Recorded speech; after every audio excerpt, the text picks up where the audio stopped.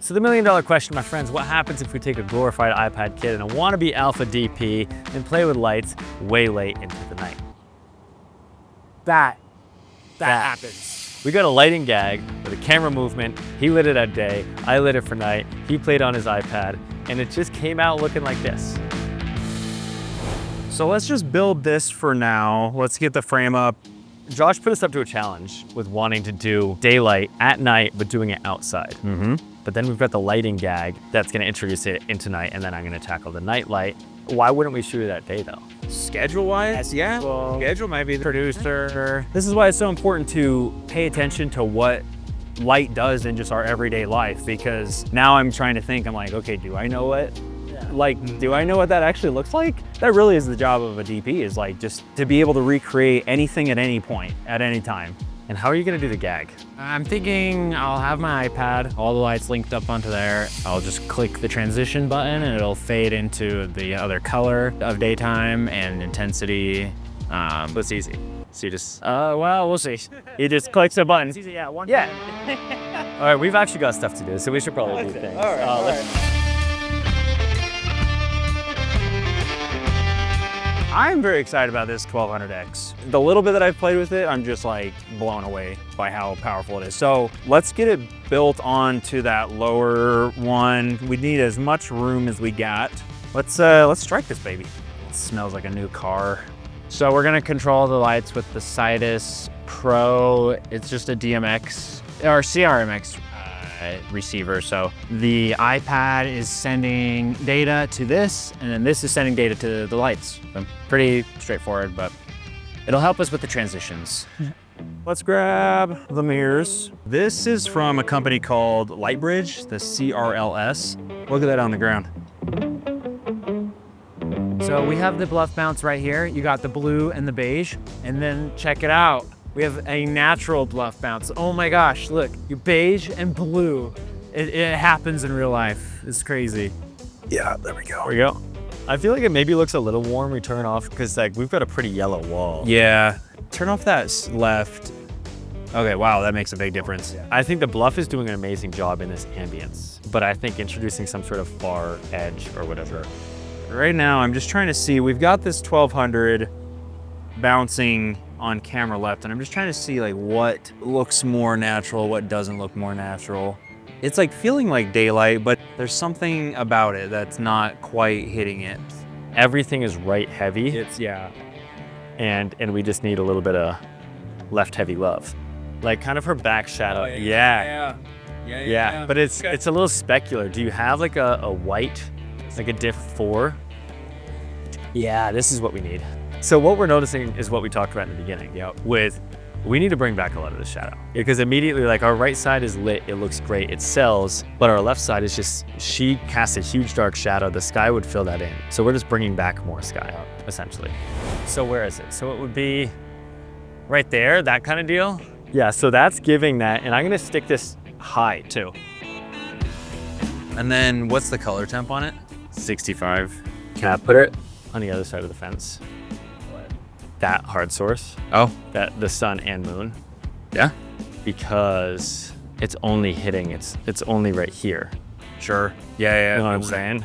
And if it were to be like way out there, because we've got plenty of output, but then you would hit some of that tree and you'd kind of get this whole streak of light that we're seeing across the lawn. Yeah. Can I do that? Yeah, let's do it. Okay.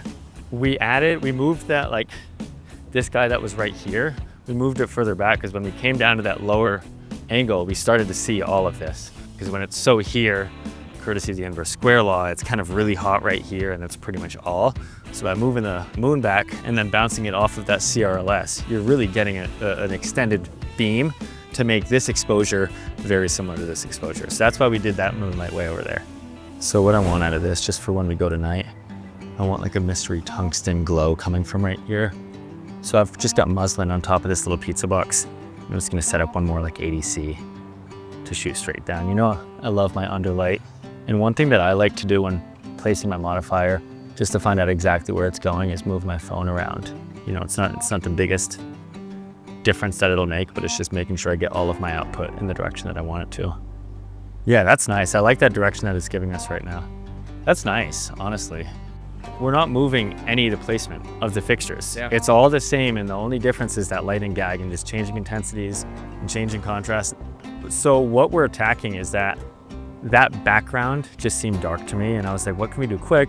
I'm taking a mirror board and just stick it into the back, just to give us a little bit of ambience. So this is where mirrors come into play really nicely, because instead of just adding in another light and having to like power that and all of that, we're taking off of this key, this 1200X, taking another mirror and just redirecting that and just taking some of that from the 8x and just pushing it into the background to give more level.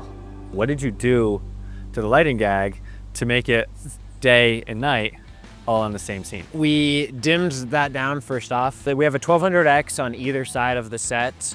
The 1200X over here, we dimmed down to be like our ambient moonlight fill. And then this one we turned off just because it's filling the shadows too much. Like you want more shadow, right? And then Brady worked in this little ADC fixture that we also had to fade up on the dimmer up to like 10, 20% on tungsten, just as like a little tungsten fill from a house or something. And then this moonlight over here, we changed the color on as well, which in fact, we changed the color on this one and that one, and then this just stays at its tungsten level. But I've been using blackout lighting console, and essentially you have what are called looks. You can save looks in here. So I have a day look right here and a moon look. You see that? And I could just tap between the two. But there's a way to fade between the two. So right now it's on a 3-second fade, and you can see the timer. So, and then it's activated. Okay, easy. So boom, like he does it. Boom! It's all DMX, no Bluetooth, just DMX. Say thank you, Tenzin. Okay. All right. And so here we go, going down, and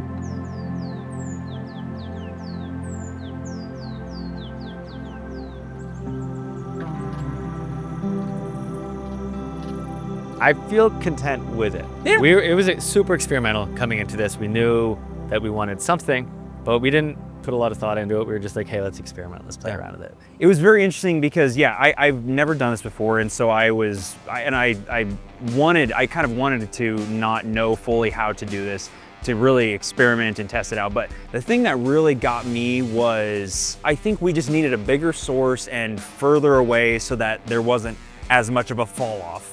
Yeah, because like the further away than that, you know, inverse square law, all that crap, like from camera right to left, it would have been more even across. So we needed to fill in that left side and all that. And that was definitely the problem. So with that being said, I know that you've got a video on the daylight portion of this. Yep. On your channel. Yep. You've got Check out the IG. the most helpful information you'll find between all of this, honestly. But guys, let me know your thoughts on it. Genuine, rip us apart if you want to. None of us will read the comments because of that. I'm gonna go cry if you leave a bad comment. Yeah, this video's drawn out way too long. Let's go, guys. It's very late, so yeah, I'm gonna